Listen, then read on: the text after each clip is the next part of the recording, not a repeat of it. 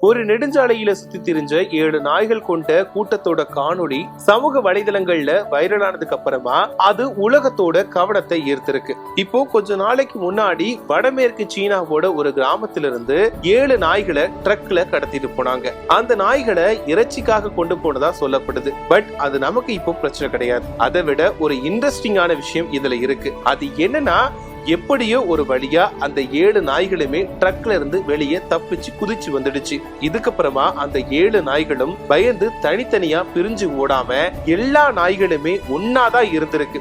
இப்போ பொதுவா யாருக்காவது பிரச்சனை அப்படின்னா அந்த இடத்தை விட்டு தப்பிச்சு போக தான் பார்ப்போம். அதாவது அந்த இடத்துல கும்பலா இருந்தாலுமே தங்களோட உயிரை காப்பாத்துறதுக்காக ஒவ்வொருத்தருமே ஒவ்வொரு திசையில போடுவோம். ஆனா அந்த 7 நாய்களுமே தனித்தனியா பிரிஞ்சு போகாம ஒரே இடத்துல ஒன்னாதான் இருந்திருக்கு.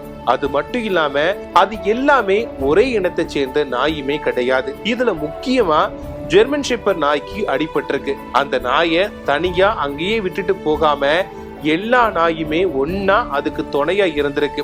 சொல்ல போனா அந்த நாயை சுத்தி பாதுகாப்பு படை மாதிரி எல்லா நாயுமே சேர்ந்து இருந்துச்சு. இதுல ஹைலைட்டே என்னன்னா, இந்த நாய்கள் கூட்டத்தை வழி நடத்தினது ஒரு குட்டி கோர்கி நாய் தான். ஆளை பார்த்து எடை போடக்கூடாதுன்னு சொல்லுவாங்கல்ல, அதே மாதிரி இந்த குட்டி பயபுள்ள தான் எல்லாத்தையுமே வழி நடத்தி இருக்கு. இறுதியா ஒரு வழியா அந்த 7 நாய்களுமே 17 கிலோமீட்டர் தூரத்தை கடந்து எங்க இருந்து கடத்திட்டு வந்தாங்களோ அந்த இடத்துக்கே பத்திரமா போயிருக்காங்க. சோ இத பார்த்த எல்லாருமே ஒற்றுமைதான்ப்பா பலம், அதாவது இந்த நாய்கள் கிட்ட இருந்து கண்டிப்பா கத்துக்கணும்பா.